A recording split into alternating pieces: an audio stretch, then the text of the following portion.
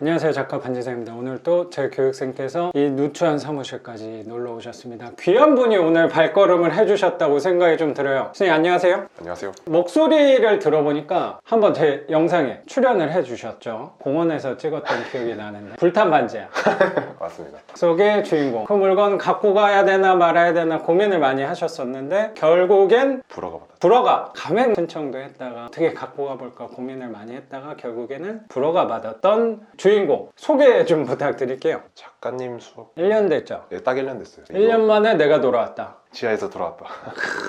내채 받아서 하고 있고. 내채? 네. 최근에 받은 게 한 지지난달쯤에 받은 거죠? 예, 인천께 예, 마지막 거죠? 겨울에 받아서. 그건 아직 명도는 안 됐고. 명도 진행 중? 예. 그리고 잔금은 몇 주 전에 낸 거죠? 왜 제가 잘 알고 있냐면 선생님 물건으로 수업하고 있거든요. 선생님 너무 잘 받아가지고. 아 그래요?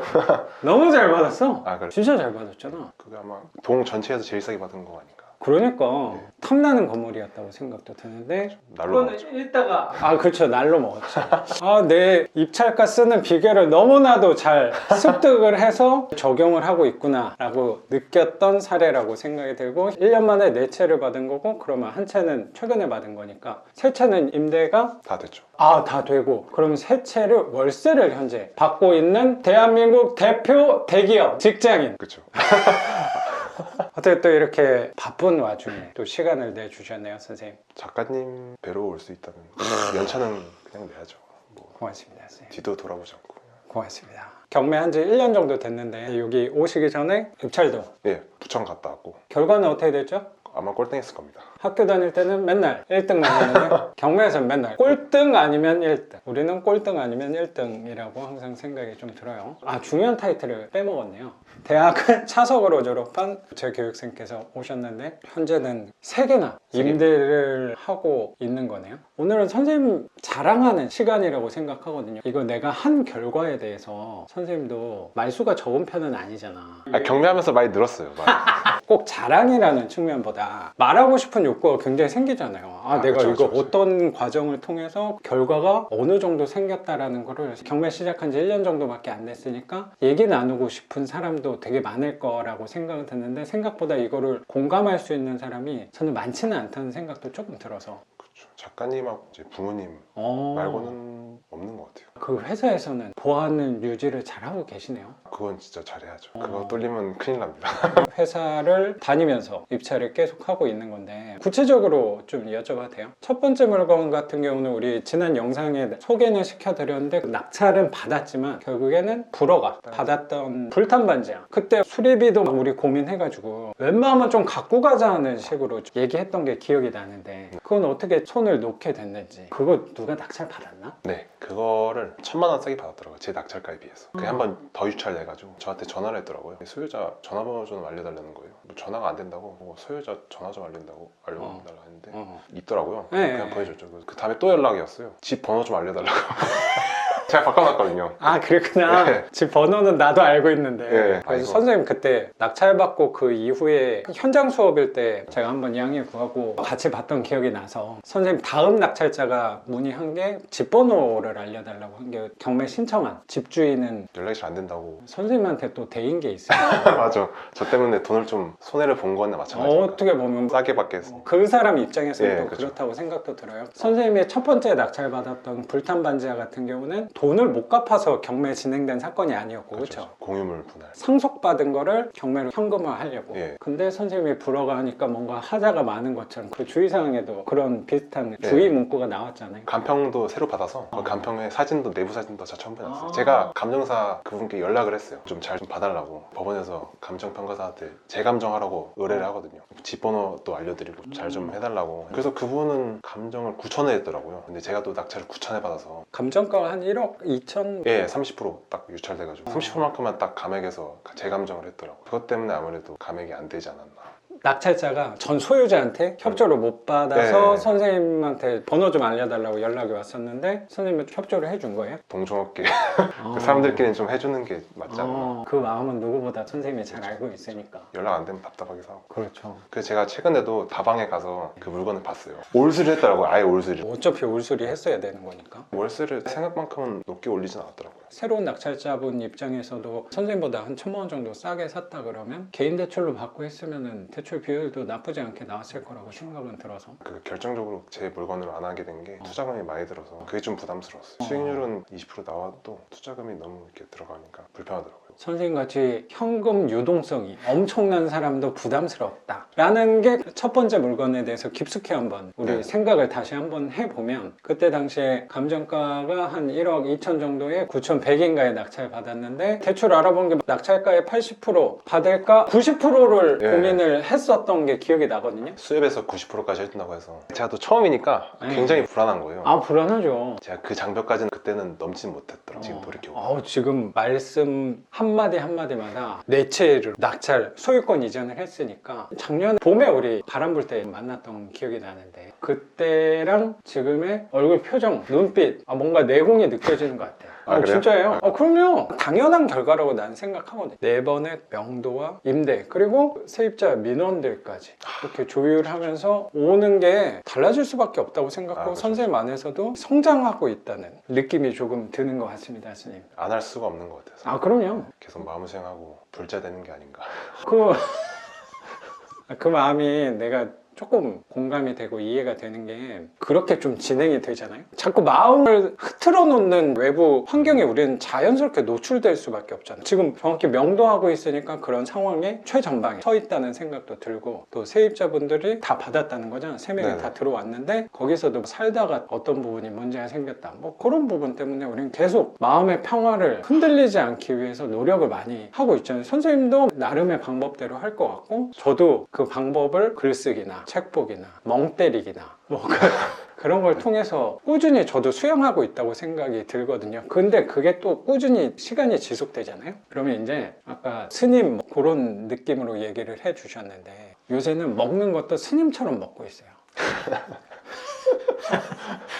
고기 안 먹고 이제 고기를 안 먹을 수는 없잖아. 적게. 그렇죠. 비중 많이 많죠. 줄이고 있고. 풀떼기. 그리고 선생님도 직장인이니까 잘 아실 거라고 생각하는데, 직장인들의 가장 큰 고민이 뭐야? 내가 생각할 때는 오늘 점심 뭐 먹지? 나 그것도 이거라고 생각하거든요. 선생님도 아직 직급이 그렇게 높진 않을 거니까 내가 선별해서 오늘은 여기 가자, 그렇죠, 그런 그렇죠. 거를 해야 될 위치라는 맞아. 생각도 조금 들거든요. 예약도 하고 막 어디 맞아. 다르게 해야 되고 그거 할 때도 약간의 부담감과 스트레스, 괜히 좀 높으신 분의 입맛에 맞지 않는 걸 골랐다, 괜히 눈칫밥 먹는 그런 부분도 없지 않아 있을 거라고 생각되거든요. 사소한 스트레스가 그렇죠? 일상에 굉장히 큰 타격이 있는 것 같아요. 이렇게 약간 잽을 여러 번 날리면 멍들고 그러잖아요. 루틴이 정해져 있지 않은 그런 스트레스 같은 게 사람을 피곤하게 만드는. 저도 회사를 그만두고 제 나름의 자유로운 삶을 살고 있는 한 중간에 있는 거잖아요. 그러면서 항상 저는 와이프랑 점심에 있을 시간이 되게 많은데, 그러면 맨날 고민하는 거예요. 점심 뭐 먹을까? 그거 되게 중요한 과제잖아요. 무엇을 먹을 것인가에 대해서. 처음 이사 오고는 지하 식당에서, 지하 식당이 저렴한 편의 식당들이 있어서 그런 데서 조금 먹다가, 이 주변의 식당들을 돌다가 배달도 시켜서 먹다가, 이게 좀 뭔가 시간도 그렇고 에너지가 많이 소모된다는 생각이 좀 들어서 아예 딱 고정을 시켜버렸어요. 그 방법 하나만 좋죠. 먹는 거야. 뭘로 고정했냐면 나물 비빔밥. 매일 점심을요? 네. 그렇게요? 진짜예요. 몇 달 됐어요. 점심을 고정하는 게. 그래도 한 달, 2달 정도는 나물 비빔밥만 먹고 있어요. 특별한 경우에는 당연히 나가서 먹는 경우도 많이 있는데, 특별한 이야기가 없다. 그럼 자연스럽게 계란 후라이를 나는 하나 하고 있고, 와이프는 나물을 비비고 있는. 그것도 해 드시는 거. 사서. 이제 와이프는 덜기만 하는 거죠. 서운하게. 하진 않죠. 이거 들으시면 안 될 것 같아요. 요새 배달이 잘 되잖아요. 예, 새벽 그쵸. 배송 이런 그쵸. 걸로 해서 신선한 한 채소들. 끼씩만. 난 그거 되게 괜찮더라고요. 맛있어요. 맛있어? 맛이 어쩔 수가 없어요, 진짜. 그냥 맛있어요. 그렇지. 네. 제가 식습관을 요새 많이 바꿔서 오전에는 거의 금식하다시피 하고 있고, 진짜 스님 되시. 사리가 나오지 않을까 생각도 좀 드는데, 야채 과일식 위주로 오전에 먹고 점심에 곡물류를 처음 먹게 되니까 되게 맛이 없을 수가 그렇죠. 없죠. 진짜 맛있죠. 그러다가 약간 좀 사치스러운 것 같아요, 스스로가. 고추장도 좀 바꿨어요. 고추장도 간장으로 좀 바꿨어요. 간장에 참기름 넣어가지고. 네, 그렇게 약간은 제 기준에서는 거친 음식이라고 표현을 저는 좀 하거든요. 거친 음식을 먹으면 가끔가다 피자나 햄버거, 당연히 저도 먹거든요. 제가 이렇게 하면 그런 거 절대 안 먹는다고 또 오해하시는 분들도 있는데, 그럼 너무 좋아해요. 근데 너무 좋아하니까 조금 노력을 하는 거지. 그렇게 하다 보니까 먹는 것도 이제. 저도 먹는 거 굉장히 신경 써요. 아, 그래요? 네, 작년에 머리 자르러 갔는데 저탄고지를 해보라는 거예요. 괜찮은 것 같더라고요. 탄수화물 줄이고 이제 지방을 많이 먹으라잖아요. 지방 많이 먹는 것도 좋긴 한데 탄수화물 줄이는 게 핵심이더라고요. 특히 설탕 같은 정제 탄수화물. 네네. 그래서 라면도 아예 끊었습니다. 나 라면 진짜 좋아하거든요. 근데 라면 안 먹으니까 피부가 좀 괜찮아지더라고요. 좀 윤이 나는 것 같아. 그리고 살도 좀 빠지고 체지방도 진짜 많이 빠졌어요. 혹시 먹는 게 인풋이 중요하구나. 그러니까. 인풋이 맞아요. 그대로 아웃풋을 나오는 거. 맞아요. 화장실 갈 때도 좋잖아요. 네, 맞아요. 원인과 결과. 그렇게 먹는 것까지도 힘을 쓰고 계시는구나, 선생님. 전반적으로 경매하면서 삶이 좀 개선되는 느낌도 드는 것 같아요. 개선할 게 뭐가 있을까 싶은 사람인데 거기서 또 개선을 하니까 나는 진짜 열심히 살아야 되겠어. 선생님 같은 사람들 보면은 되게 자극을 많이 받아요. 이런 분이 이렇게 찾아와서 또 얘기를 해주신다는 게 또 얼마나 영광스러운 일이에요. 이렇게 막 커피까지 사들고 오시는 분이 어디 있어요. 나는 뭐 드려야 되나 고민하고 있었는데 마음이 좀 편해졌거든요. 별로 먹을 게 없어가지고. 그래서 그걸 조금 구체적으로 얘기하면 불탄 반지하 우리 얘기하다가 그거를 갖고 가려고 대출도 90%로 받겠다 우리 영상에서 방향은 그 정도로 잡았던 걸로 기억을 했는데 자석까지 했었어요. 그 물건에 관해서 물어보신 분들도 있었어요. 그분 어떻게 잘 받았냐. 근데 어떤 분들은 또 잘못 보고 미납하셨네요 뭐 또 이렇게 얘기하신 분도 있었는데 미납한 건 아니었고 불허가를 받은 건데 그 사유가 선생님 또 경중을 잘 따지는 사람 중에 하나잖아. 근데 갖고 가는 게 좋다라고도 생각했었는데 불허가를 받은 사유가 어떤 부분 때문에 그랬던 거예요? 제일 처음 받은 물건이니까 두려움이 제일 컸고요. 임대가 잘 나갈까, 수리는 해서 돈이 많이 들지 않을까, 그런 것 때문에 두려움, 불안감이 제 안에 감정이 저를 못하게 만들었고, 두 번째는 투자금이 많이 드는 게 수리비 건 아예 다 해야 되니까 문틀이랑 샷이랑 이런 거 다 해야 되는 거였잖아요. 바깥 창문하고 맞닿아있는 샷이 큰 거 하나랑 현관문하고 도어락 그것만 돼 있고 나머지는 다 전쟁터죠 거의 폐허. 그렇죠. 네. 우리가 가늠했던 게 한 2천만 원 정도 생각했던 걸로 기억하고 좀 세이브했다라고 하면 1,500 든다면은 괜찮은 편이 아닐까라고 우리가 생각했는데 바닥 난방관, 수도관, 전기선만 괜찮다면 1,500에는 방어해볼 수 있지 않았을까 생각했던 게 기억이 나네요. 두려움이 제일 컸던 것 같아요. 나였어도 불허가 받는 방향으로 했을 거라고 생각은 들거든요. 그거는 신경을 써야 될 부분들이 되게 많다는 그런 생각이 들어서 그리고 10번째, 20번째 물건에서의 딴 거에서 조그만 수리들을 해보다가 그걸 만났으면 좀 유연하게 대처할 수도 있겠지만 또 하필 선생님한테 첫 번째 물건으로 그런 과제를 내려줬다는 거는 저였어도 그렇게 선택하는 게 더 나았지 않았을까라고 생각이 좀 들어요. 저는 지금 받았어도 불허가 될 수 있다면 낫을 거라고 생각해요. 에너지 아끼셔야 되니까. 그때 고민을 했던 게 법원에 확인해 봤을 때 불허가는 웬만하면 해줄 수 있을 것처럼 의견을 줬던 걸로 기억이 나고 계장님이 감액이 안 됐다고 알려주셨어요.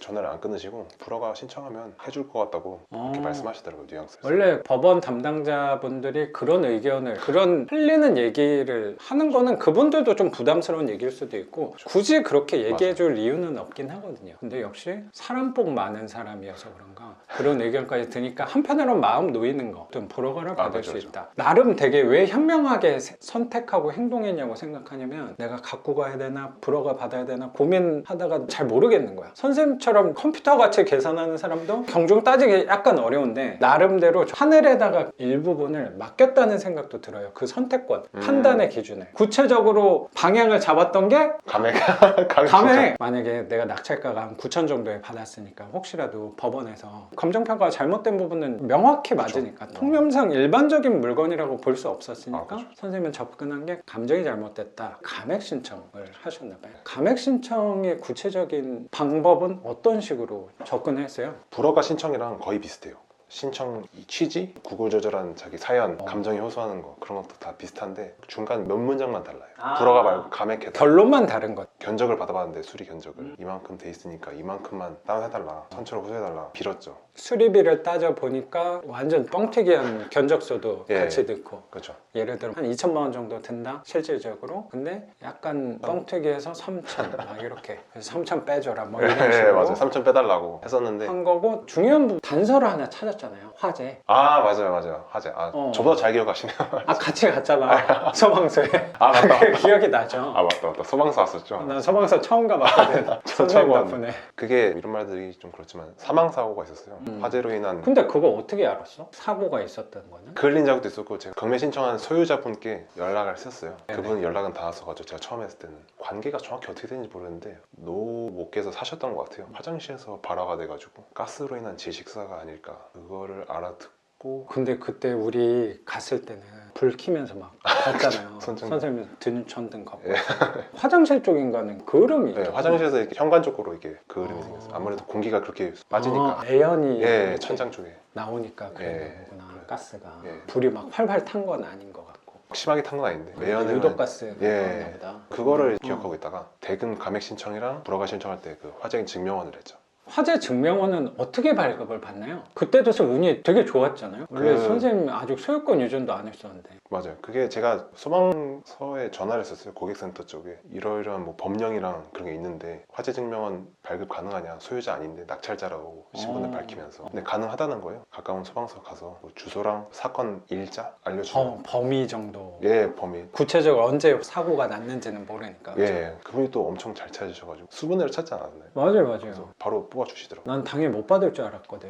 이게 있네요 마침 뭐 이러지. 그래서 화재 증명원까지 발급받아서 감액 신청할 때 화재 났으니까 더 깎아줘 우리는 그런 뉘앙스로 제출을 했는데 감액이 결국에 됐어요. 안 됐죠. 감정은 됐죠. 감정 감액. 감정에 대한 감액이 됐는데 의도한 대로 절반은 가긴 했는데 약간 부족했다는 느낌이 그쵸. 들었던 게 낙찰가를 빼주는 거 우리는 기대했잖아요. 맞아요. 딱 낙찰가 정도로 감정을 빼준 건 맞는데 네. 감정가가 빼지다 보니까 낙찰가에는 영향이 없는 거야. 그래서 법원은 너 그럼 제대로 받았네 그렇게 생각하는 그럼 것 같아요. 거의 100%의 낙찰을 받게 되는 그렇죠. 거죠. 100% 낙찰이죠. 그러면 괜히 우리는 더 불리해질 수가 있는 거잖아요. 대출 그치. 을 살짝 쫄려가지고 자선했는데 일단 은행에서 하면 어쩌지. 그게 혹시 반영이 된다 그러면 네. 공지가 된다 그러면 오히려 불편한 상황 대출 금액이 줄일 수 있는 그쵸. 대출은 낙찰가 기준으로도 반영이 되지만 감정가 기준으로 네. 또 평가하는 기준이 있다 보니까 대출을 오히려 적게 받는 오히려 화를 당하는. 내가 이렇게 노력까지 했는데 아. 내가 쓴 가격은 빼주지 않는 걸로 결정이 났으니까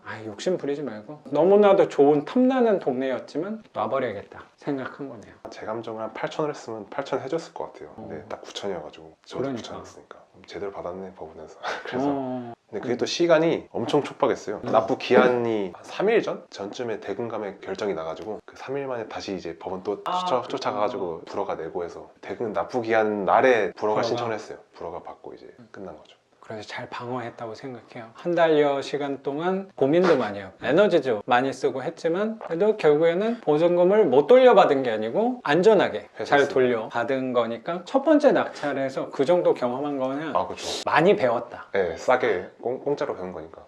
그렇죠. 처음 거에서 불허가 신청이랑 감액 신청을 교육생분들 안에서도 접근해본 사람도 한 명도 없었는데 선생님이 너무나도 좋은 샘플을 또 주셔가지고 제가 양식 다 드렸습니다. 모든 걸 다 남겼습니다. 든든한 힘이 많이 드는 것 같습니다, 스님. 그렇게 그 물건은 불허가를 받았지만 근데 그 다음 날인가 또 낙찰을 바로 받지 않았나? 작가님하고 그때 약간 영상? 영접하고 그 다음날 바로 다음날 또 받았어요. 그러니까 기억이 나요. 그 인천에 받았잖아요. 예, 부평 부계 쪽 인천에서는 핵심 지역에 받았다고 역세권 생각이 좀 쪽에 들어요. 받았어요. 역세권은 그래도 좋은 평수의 집으로 잘 받았는데 그때 그분하고도 재계약 때문에 실갱이를 하지 않았나? 그래 나갔어? 아니요, 안 나갔어요. 그 재계약 그분하고 재계약 결국 했어요? 했어요. 그것도 약간 에너지를 좀 쓰긴 했는데 결국 풀리더라고요. 끈이 복잡하게 얽혀 있는데도 하나하나 푸니까 결국 풀려가지고 지금은 월세 잘 받고 있긴 합니다. 작년 여름쯤에 낙찰을 받은 건데 낙찰가가 9,800. 9,800 거의 한 1억 정도의 낙찰 받은 거고 대출이 80% 받아서 7,800. 점유하고 있었던 채무자랑 실갱이 끝에 재계약을 했는데 혹시 금액은 얼마로 하셨어요? 500에 75로 했습니다. 500에 75? 잘 받았네. 너무 잘 받은 것 같아요. 제 기준에서 너무 잘 받은 것 같아요. 왜냐면 수리비가 하나도 안 드니까. 직거래하니까 부대비용이 아무것도 안 되죠. 등기비랑 법무비만 들었으니까. 그리고 공실도 없었던 네. 거고 수리비도 안 드는 거니까 사실 우리는 월세를 상대적으로 시세보다 덜 받는다고 하더라도 재계약하는 게 가장 또 어떻게 보면 편안하고 이상적인, 그리고 서로의 이해관계도 되게 잘 맞는 게 채무자분들 같은 경우는 목돈이 별로 없는 경우가 많다 보니까. 맞아요. 그분도 목돈이 진짜 없으셔가지고 대부업체에서 돈을 빌렸다가 못 갚으니까 근저당 잡은 담보물건을 경매로 넘겨서 채권 회수했더라고요. 목돈도 없으셨고 노부모님 모시고 계셔가지고 상황이 여의치 않아서 이걸 또 강제 집행하기는 너무 그렇고 또 안 하자니 제가 손해고 이거 그렇죠. 어떻게 해야 되나. 그래서 제가 시간을 많이 들였어요. 보증을 마련할 때까지. 시간을 되게 많이 진짜 들였던 많이 거예요. 들였어요. 한 6개월 들였어요. 대신 월세는 계속 내되 보증금은 그때까지 마련해달라 해서. 근데 그렇게 시간 주면서 월세는 받는데 보증금을 내가 뭐 한 달에 그럼 뭐 50이든 100만 원이든 채워가겠다라고 우리도 협상을 유도하는 경우가 되게 많은데, 그렇게 해서 보증금을 다 채우는 채무자분들이 생각보다 많지는 않다고 생각하거든요. 그게 쉽지 않지. 경제적인 상황이 집을 날릴 정도였으면 많이 안 좋을 건데 거기서 그럼 월세랑 보증금 조금 한다면 그래도 한 달에 한 100만 원 이상은 부담을 해야 되는 건데 쉬운 건 아니었을 수도 있는데 역시 부동산 운이 있거든요. 그거 흔치 않은 사례예요. 처음에 뭐 500만 원, 1000만 원 이렇게 보증금을 받았다면 모르겠지만 조금씩 채워서 하는 사람이 저는 없었어요. 저도 그렇게 협상을 많이 시도했는데 그게 뭐 안 주더라고. 그럼 그때 가서 조금 더 불편해지는 경우도 생기는데 그래도 끈기 있게 잘 이 물어 뜯었다고 끝까지 놓지 않고. 문자 계속 저는 항상 세입자 관리할 때든 아니면 명도 협상할 때든 제일 불편한 게 나는 그거라고 생각하거든요. 연락이 안 돼. 답장을 잘 안 주는 부분이 제일 불편하다고 생각하는데 제일 좋은 방법은 내용 증명, 소송 뭐 그것도 방법이 되겠지만 계속 연락하는 거예요. 한 30분에 하면 계속 집착을 해요. 저는 그 하기가 귀찮아서 한 번 할 때 예약 메시지를 걸어놔요. 네, 문자 예약 메시지 기능이 있어가지고 그걸로 30 단위로 하면, 시간 단위로 하면 이렇게 그럼 지가 알아서 가잖아요. 엄청 편해요. 이렇게 선생님한테 또 배워. 역시 고수야. 그래서 기일에 또 문자 보낼 일이 있으면 그 네. 기일날 또 해놔요. 또 그때 더 신경 쓰면 머리 아프니까 까먹고 싶어서. 그거 은근히 에너지를 많이 쓰는 행동이거든. 네, 생각났을 때 해놓고 까먹자. 역시 차석다워. 그렇게 효과적으로 내가 잊지 않고 메시지를 전달할 수 있을 거라고 생각이 도움이 많이 되네요. 저 같은 경우도 그렇게 하면 되겠네. 저도 팁을 드리면 문자는 이 사람이 읽었는지 티가 나는 요새 핸드폰 기기도 있지만 안 나오는 것도 있으니까 카톡으로 이렇게 계속 보내다가 그 전화 있잖아요. 카카오잖아요. 그걸로 하면은 소리가 울리는 경우가 생기더라고요. 맞아요. 그러면은 이렇게 보고 하더라고. 신호를 주는군요. 내 거 봐라. 계속 울리니까. 무시할 생각하지 마라. 그렇게 저도 집착해서 성과를 이뤄낸 경우도 있었거든요. 끝까지 집요하시네요. 끝까지 집약에 매달리는 게 우리는 어쩔 수 없이 좀 필요한 것 같아. 거기서 막 법의 잣대로 소송 걸고 맞아요. 손해배상하고 그것도 효과적인 방법이 될 수 있겠지만 저는 항상 맞아요. 대화를 풀어나가려는데 대화를 안 하니까 아, 약간 좀 괴롭히는 것도 도움은 된다고 생각이 좀 들어요. 저도 그런 식으로 풀어가는 게, 제 아버님도 그런 식으로 풀어가는 게 더 좋다고 말씀을 옆에서 많이 해주시거든요. 저한테도 그렇고 작가님한테도 그게 더 맞는 것 같습니다. 그러려고 사실 조금 노력하는 것 중에 하나가 그 책을 하나 봤는데 그 제목이 기억나요. 운을 읽는 변호사인가? 그런 저도 책이었던 그거 것 같아요. 보진 않았는데 뭔지는 알고 있어요. 또 운에 대해서 관심 많은데 일본에서 변호사 몇십 년 동안 하신 맞아요. 분이 소송 사건과 연관해서 운이랑 연결 지어가지고 쓰셨던 책인데 가볍게 읽을 수 있는 책이어서 거기서 내가 왜 조심하냐면 운을 손해보는 방법 중에 하나가, 난 항상 운을 어떻게 벌까를 노력하는 사람인데 놓치는 행위 중에 하나가 송사에 휘말릴 때라고 그 저자가 얘기를 하더라고요. 그러니까 어쩔 수 없는 경우에서는 우리가 대응은 해야겠지만 내가 구태여 먼저 이 사람을 자꾸 소송으로 연관시켜서 풀어내려고 하는 행동과 말이 올바른 방법일까? 뭐만 하면은 법대로 민사소송법 얘기하시는 분들이 가끔 보는 것 같아서 그거 할 때마다 약간 너무 불편하다는 생각이 마음속에서 부대낌이 좀 있더라고. 그리고 그 문구를 또 보고 나서는 그럼 내가 또 명분을 하나 취할 수 있는 거잖아요. 내가 어떻게 보면 사람들이 봤을 때 그냥 뭐 소송 걸고 하면 되는 거 가볍게 또 보시는 분도 있겠지만 그래도 이 방법이 내 나름대로는 괜찮은 방법일 수도 있겠다. 그거를 선생님한테도 또 증거를 찾는 것 같고, 선생님같이 대단한 아드님을 낳아준 선생님 아버님도 또 그런 생각을 갖고 있다. 그럼 또 내가 위안이 되지.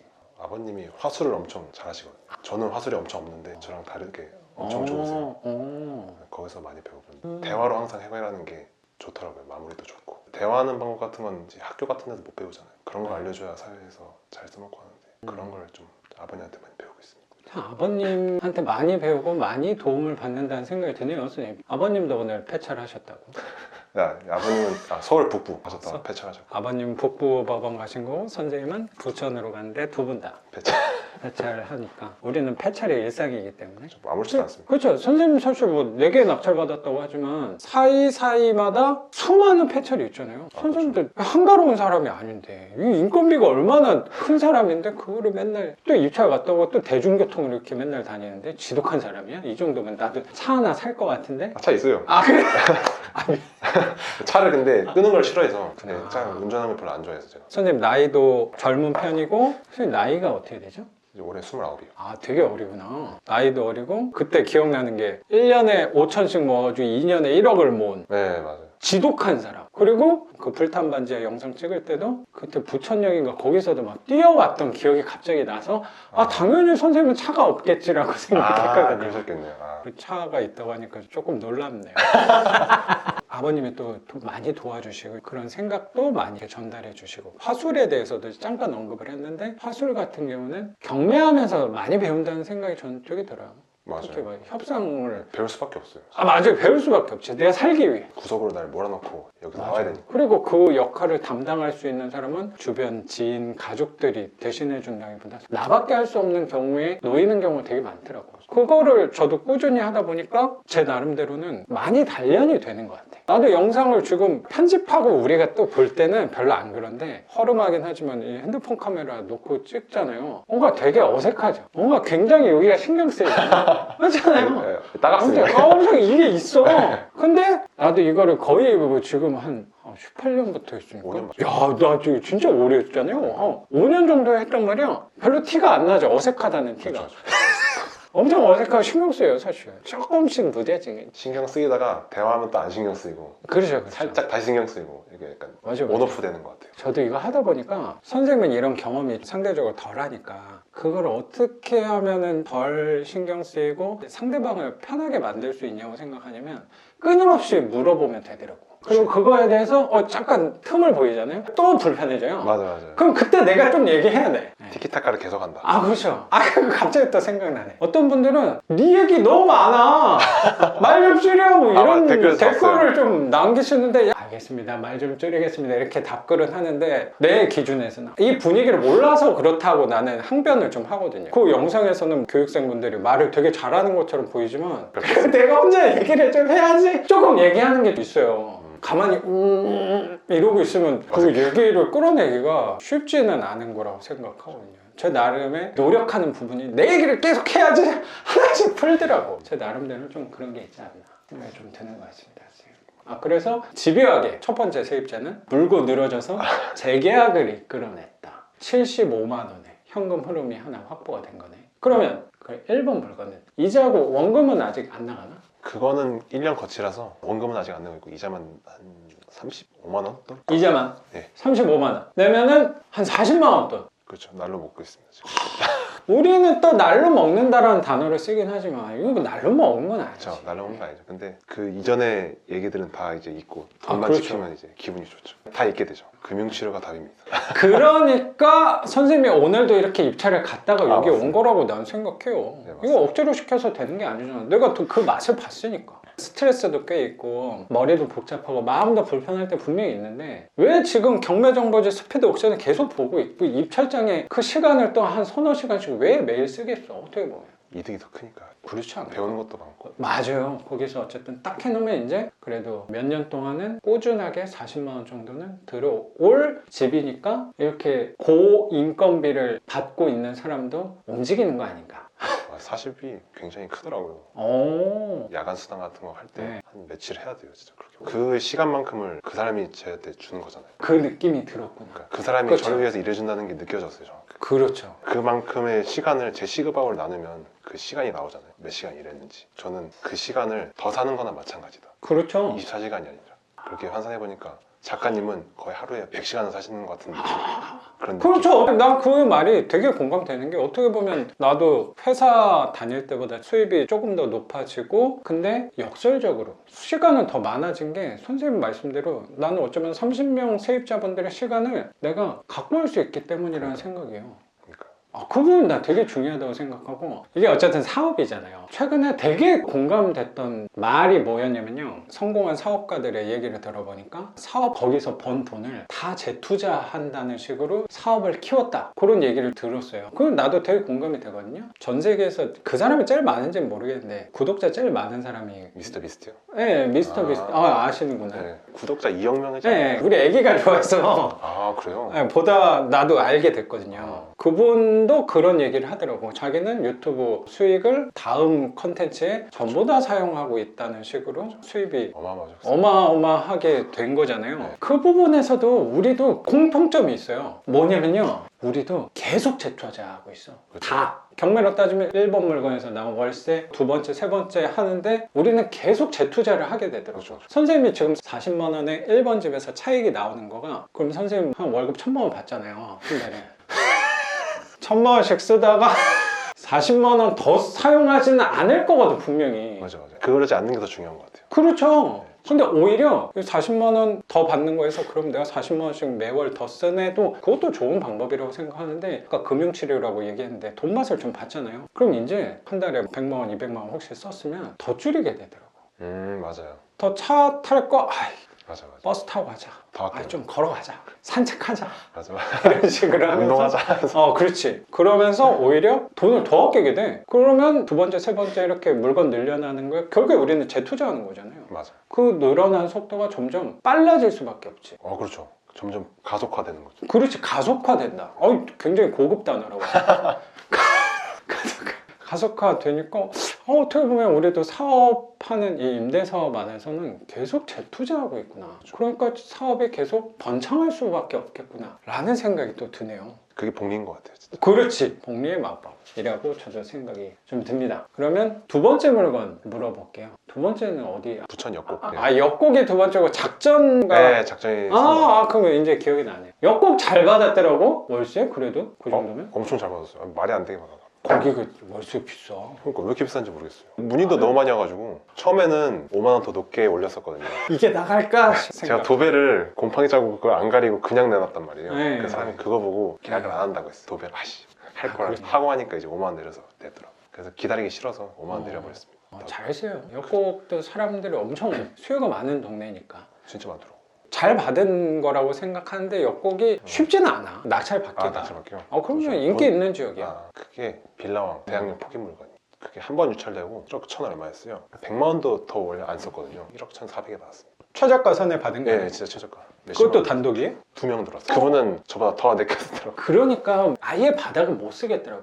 그런 사람들이 꼭 있어. 한 몇십만 원 이렇게 줘봐. 네, 맞아요. 굉장히 속상하지. 그분 그런 경우도 선생님도 그렇죠. 있었죠. 저 그때 다 2등 가격이랑 100만 원도 차이 안 나가지고 모든 게. 다? 네, 엄청 조밀조밀하게 받았거든요. 진짜 지독하게. 투찰률이 굉장하네. 근데 그 투찰 성공률이 높았던 이유는 제 생각에 선생님이 너무나도 현명하게 좋은 입찰가를 만들었다, 결정했다. 계산을 진짜 칼같이 해서도 있겠지만 그 속 안에 수많은 패찰이라고 난 생각하거든요. 저 처음에는 입찰가 산정할 때 엄청 계산했어요. 아, 역산하고 해서 그렇죠. 나름 짱구를 좀 많이 굴렸는데 안 되더라고요. 그래서 그냥 장난삼아 숫자를 써서 던지자. 이제 느껴지죠, 그게. 그렇게 써야 스트레스를 안 받더라고요. 그런 입찰가 하나 100원 얼마 쓸까? 그거 스트레스 받는 게 너무 짜증나서 그냥 장난스럽게 쓰자. 작가님한테 배웠어요. 저도 나름의 시행착오가 있었다고 생각하는 게 우리 항상 뭐 투자도 그렇고 모든 일을 할 때 가장 중요한 게 나 스스로 나 자신을 아는 게 첫 번째라고 생각하거든요. 근데 저는 그 부분을 진작 좀 느꼈던 게 뭐냐면 이 시장에는 굉장히 논리적인 사람이 많은 시장이라고 생각하거든요. 맞아. 뭐 소위 말해 되게 머리 좋은 사람이 어떻게 보면 되게 많아. 많죠. 내 생각엔 선생님도 뒤지지 않는 사람이라고 내 기준에서는 생각하거든요. 뭐 단적으로 선생님 같은 사람을 생각하는 거야 자꾸. 똑똑한 사람들을 생각했을 때 내가 이걸 계산 머리로 해가지고 이게 이길 수가 없다를 결론 내린 거지. 그래서 아예 다른 방식으로. 그렇죠. 그러면 그분들은 당황하죠. 오, 이런 입장. 이 맞아요. 숫자 어떻게 나온 거야? 막 분석해요. 아, 분석해. 그거를 나도 혼자 할 때 몰랐는데 사실 이것도 조심스러운 얘기긴 한데 왜 나는 그런 상황을 알게 됐냐면 같은 물건을 제 교육생 분들이 같은 물건을 들어간 경우가 당연히 있겠죠. 그렇죠. 이분 예를 들어 낙찰을 받으면 이분한테는 위로를 해주고 이분한테는 축하를 해주는 경우가 나는 사실 많죠. 있을 수밖에 없단 말이에요. 우리 물건이 뭐 잘 아시겠지만 뭐 많다면 많지만 막 너무 많다 이 느낌은 또 아니니까 이분이 비교를 물어봤대요. 왜 도대체 그 가격을 썼느냐. 입찰장에서 용기를 낸 거지. 둘은 서로 교육생인 거 모르는데 이분이 물어봤어요 이런 식으로 얘기하는 걸 보고 어차피 기준은 똑같이 세우고 왔을 건데 이 사람이 얼마를 썼을까를 알아내는 게 그렇게 중요한 건가? 어차피 낙찰 못 받아. 그렇지 그거야. 같은 물건은 절대 안 나올 텐데. 그렇지. 그리고 같은 물건도 안 나오고 혹시라도 똑같은 물건이 또 나왔어. 선생님 불탄 물건처럼 불허가를 받아서 똑같은 물건이 또 나왔어. 그랬을 때 그날의 날씨, 그쵸. 교통. 요일, 교통, 습도와 온도, 기분 복잡게 되네. 그것도 어느 정도의 영향성이 있지 않을까 싶어요. 사실 오늘도 엄청 추운 날이잖아. 그래서 기대했는데 아예.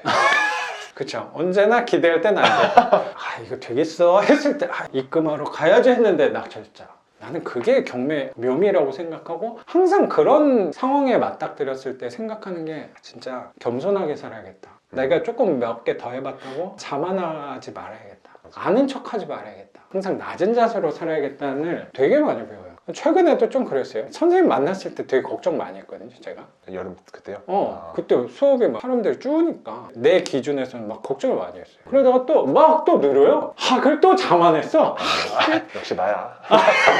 내가 근데 또 약간 불편해지는 상황이 또 왔어요. 입 조심해야 되는구나. 생각 조심해야 되는구나. 이 생각 되게 많아요. 또 오늘 선생님 오시니까 다시 한번 상기되는 것 같아요. 그래서 선생님의 2호점 같은 경우는 부천의 역곡 지상층 빌라, 기억하기로는 탑층 빌라였던 네. 걸로 기억이 나는데 1호점도 탑층. 아니요. 1호점은 로얄층. 2층 로얄.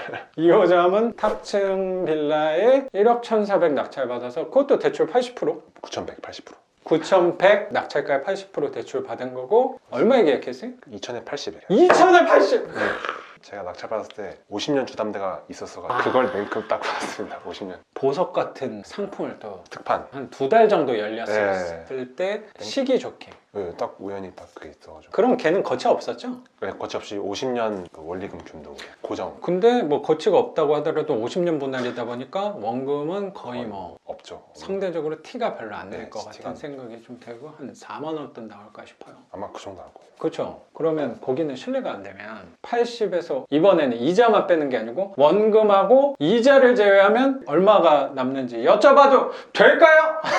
43만 원 남습니다. 야. 원래금이 37만 원 해서 빼면 원금하고 이자 빼니까 해도 원금 빼도 37만 원이라서 그거만큼 안정적인 게 어딨어. 1번 집하고 2번 집 하니까 거의 80만 원 돈이네. 네.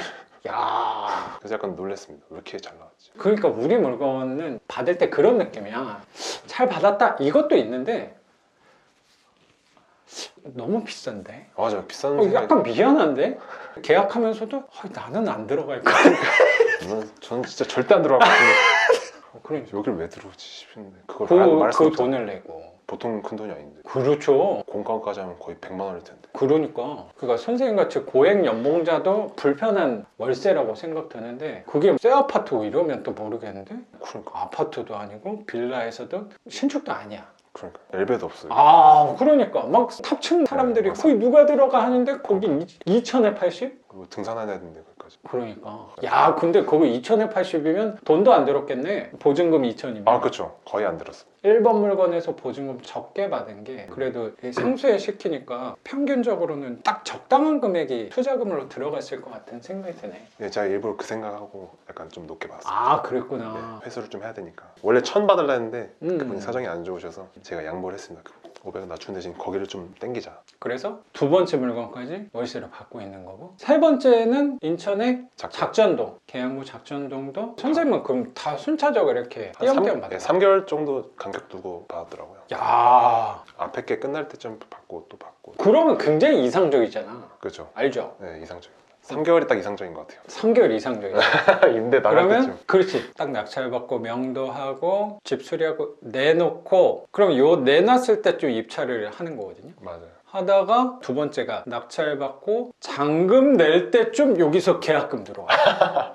여기서 이렇게 나서 이렇게 딱 내고. 그래서 나도 이렇게 몇 번 했었거든요. 야 이거 완전 노다지구나.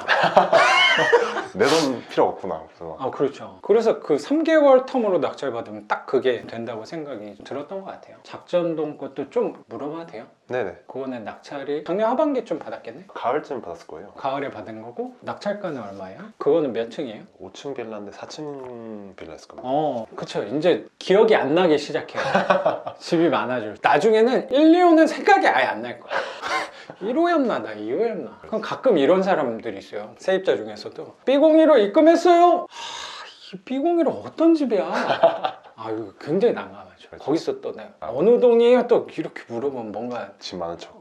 집 많은 넉넉한 아, 사람처럼 그럼 안 볼 돼요. 수 있죠. 맞아요. 뭐 50만 원 줬으면 이 날짜에 주시는 분 막 찾아가지고 가늠해서 내가 알아낸 경우가 몇 번 있었던 것 같아요. 집이 많아졌을 때 약간 불편함인데 그 정도는 뭐 감수할 수 있지 않나. 그 정도는 뭐 걸림돌도 아니다라고 생각이 들어요. 안고 가야죠. 맞습니다. 5층 중에 4층 집인 거고 예. 걔도 엘리베이터가 없죠. 없고 혹시 작전동이면 그래도 우리한테는 잘 맞는 동네고 인천 안에서도 쾌적한 편이에요. 마트 큰 것도 있고 맞아요. 지하철도 있고 언덕도 없잖아. 그러네. 언덕도 없네요. 생각. 그렇죠. 그쪽이 좀 쾌적합니다. 생각. 거기는 빌라랑 아파트 단지가 혼재돼 있어서 빌라 동네 분위기가 난 조금 더 좋은 것 같아. 그 아파트의 인프라를 우리가 누리는 그렇죠. 빌붙어서. 아, 그렇죠. 우리는 그런 데가 좋은 빌라라고 항상 생각을 하니까. 맞아요. 그래서 혹시 낙찰은 9,400에 받았어요. 9,400 받은 거고 거기도 역시 대출은 80%. 그렇죠. 80%. 그래서 7,600 받았습니다. 그럼 거기는 월세는 1,070 나왔습니다. 1,070. 그거 잘 받았네. 그때 좀 물어봤었나? 좀 네. 비싸다는 식으로? 이게 맞냐고 이 가격? 그러니까 저도 약간 엄청 불안했어요. 이게 좀 부동산은 뭐 1,050 막 뭐 이런 예. 식으로 얘기했다고. 그리고 거기 임차인 분이 가격만 맞으면 거기 1년만 살고 싶다고 그분이 뭐 청약 당첨됐다고 1년 후에 나가야 된대요. 1년만 살고 싶다고 했는데 제가 1,075 부르니까 약간 정신 나갔네. 진짜 욕심쟁이 아니야? 뭐. 도라이처럼 말씀을 하시더라고요. 어. 진짜로. 여기 옆에 시세 봐라. 1,050, 1,045 막 이런다. 아파트가 1,070 정도지. 여기는 아파트도 아닌데. 그리고 마침 근처 물건이 하나 나왔다 그러지 않았나? 여러 개 동이 있어가지고 그건 아직도 안 나왔더라고요. 안 나갔어? 예, 허위 매물인 것 같아. 약간 느낌도 들었는데 그럴 수도 있죠. 엄청 걱정했는데 작가님께서 용기를 주셨죠. 1,070에 내봐라. 바로 나갔어요. 그날 올리고 며칠 만에 중개사분한테 연락이 와서 내가 중개해도 되냐고. 오후에 왔는데 그날 저녁에 바로 뺐어요. 그러면 어쩌면 싸게 한 거야. 그러니까요. 그래서 이게 뭐지? 하면서 약간 시세가 좀 혼동스럽다. 그게 오히려 세빌라 있는 쪽에는 그게 덜한데 네. 구도심 쪽이잖아요. 거기도 구도심 쪽에는 그런 경향이 오히려 심한 것 같아. 그 주변 부동산이나 아니면 매물 나와 있는 중개사분들이 선생님을 골탕 먹이겠다고 라기보다는 네. 그분들 상황에서는 월세 계약된 것들이 보통은 전세 위주로 더 많이 할 거잖아요. 그럼 월세 경험이 많이 없는 중개사분들도 계실 수 있잖아. 아니면 실거래가만 본다거나 아니면 최근이 6개월이나 1년 전에 계약한 거라면 사실 6개월 1년 전 월세하고 지금 월세랑 그리고 그렇죠. 또 옛날에 했던 게 좀 싼 거를 계약했다 그러면 그거 대비해서 생각할 가능성이 크잖아요. 그렇죠. 그러니까 그런 경우가 저는 이거 임대업 하다 보니까 되게 많았단 말이에요. 그래서 꼭 내놨는데 저는 그런 얘기를 들은 적이 없을까. 엄청 많았을 것 진짜 이상한 놈이라는 시선을 많이 받았죠. 그리고 선생님 그나마 지상층을 이렇게 내놨잖아. 반지하면서 그렇게 내놓으면 엄청 무시받는단 말이야. 근데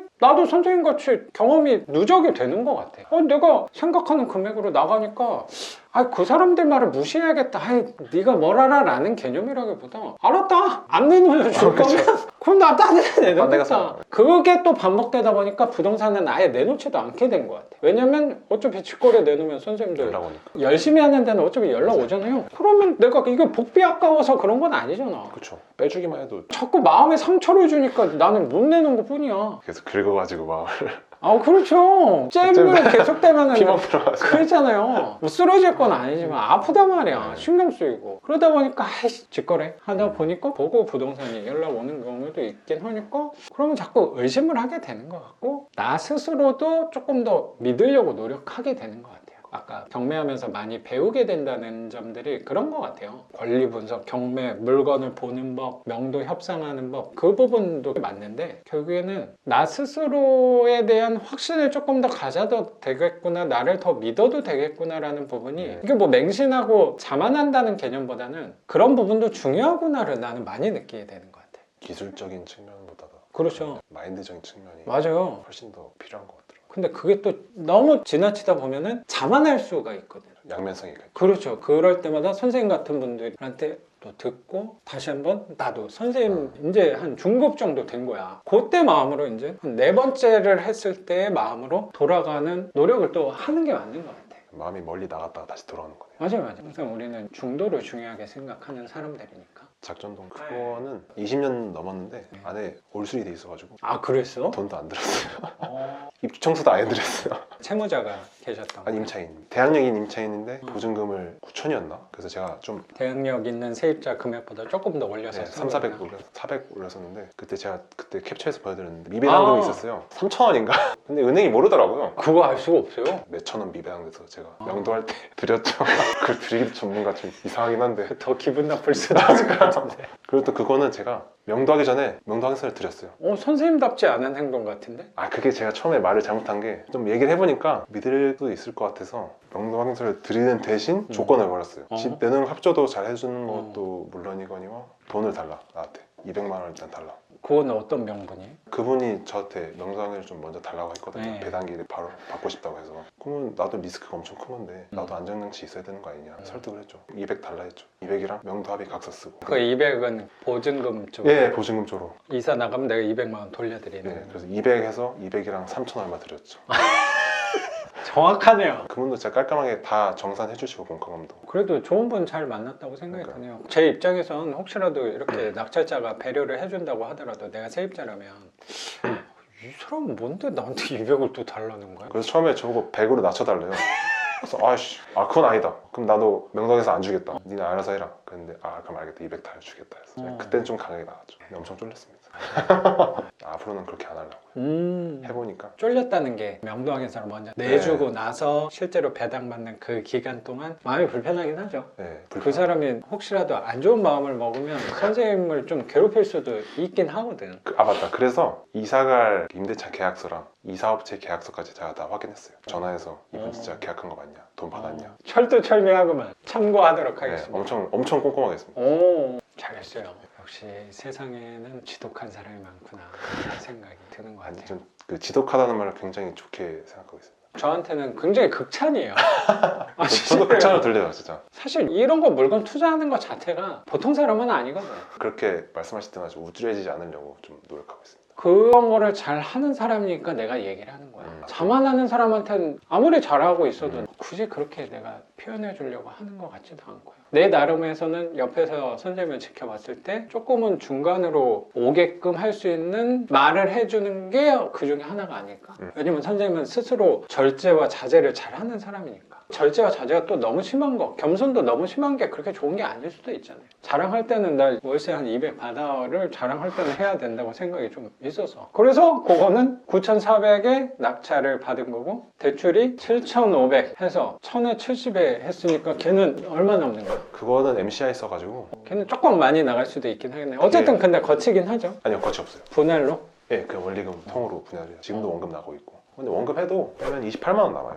걔는 약 2금융 거를 쓰는 거예요. 예. 금리도 살짝 높고 아까 전 거는 50년 했는데 얘가 또 30년 하다 보니까 원금에 원리금으로 하더라도 부담이 상대적으로 더 해서 40몇만 원 돈이 원금 이자로 나가는 거네. 그래도 올수리 돼 있었는데 에너지는 많이 쓰긴 했지만 28만 원 정도 남기는 거면 그럼 거의 순소득이 한 100만 원이 넘네. 예, 100에서 110 정도 될 겁니다.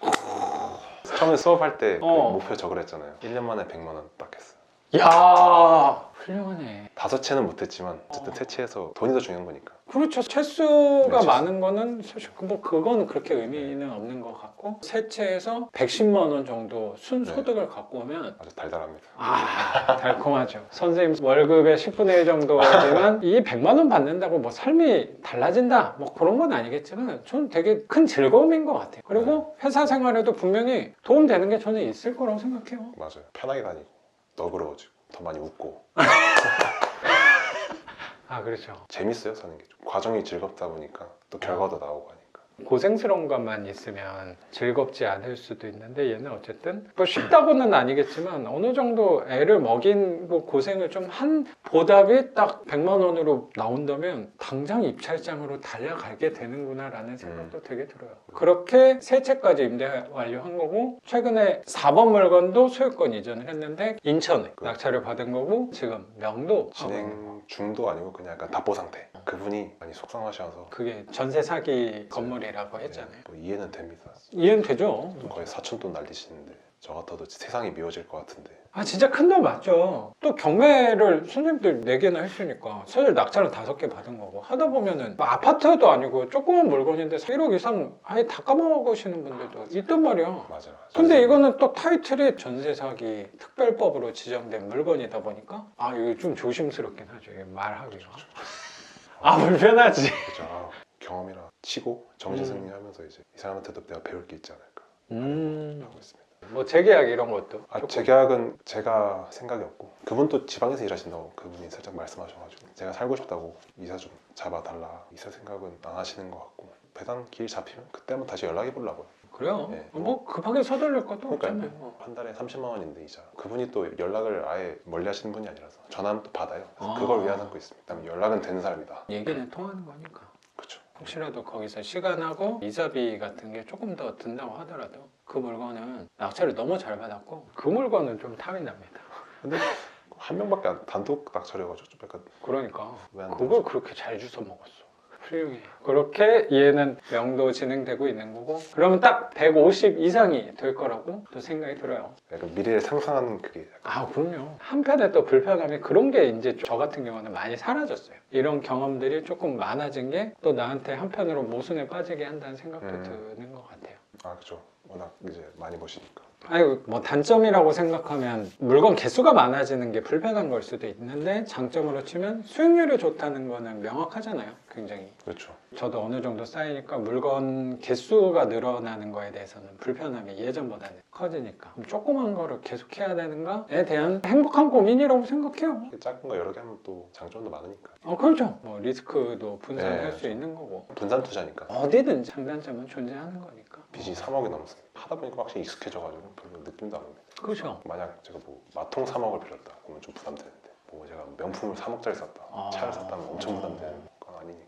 그렇죠. 그리고 이게 한꺼번에 3억이 또 아니고 8천, 9천 이렇게 하나씩 늘어나서 3억 정도 되는 거니까 감당한다고 생각이 드는 거지. 그렇게 하다 보니까 30억이 된 거잖아요. 30억 한 번에 했으면 나도 불편했을 거야. 아니 뭐 지금도 편하진 않겠지만 치명적이라고 생각했을 거예요. 꾸준히 늘다가 30억 된 거면은 조금씩 돌아가는 거를 봤으니까 늘어난 거 아닐까. 점진적으로. 오늘 선생님 낙찰받은 물건 그리고 낙찰가 대출 그리고 월세까지 이렇게 공유를 해주시고 선생님 명도하면서 그리고 임대하면서 마음고생하고 경험했던 내용과 선생님이 체득한 그 지혜까지 우리 구독자분들하고 공유해 주신 거 감사하게 생각합니다. 선생님 저 감사합니다. 고맙습니다. 오늘 영상은 여기서 마치는 걸로 하고 저는 또 내일 영상으로 찾아뵙도록 하겠습니다. 작가 반지상이었습니다. 감사합니다. 감사합니다. 고맙습니다. 그 소득세는 뭐 제가 신고를 해서 납부를 해야 되는 거죠. 작년에 받은 거는 올해 5월 달에 해야 돼요. 종소세 할 때. 네, 근데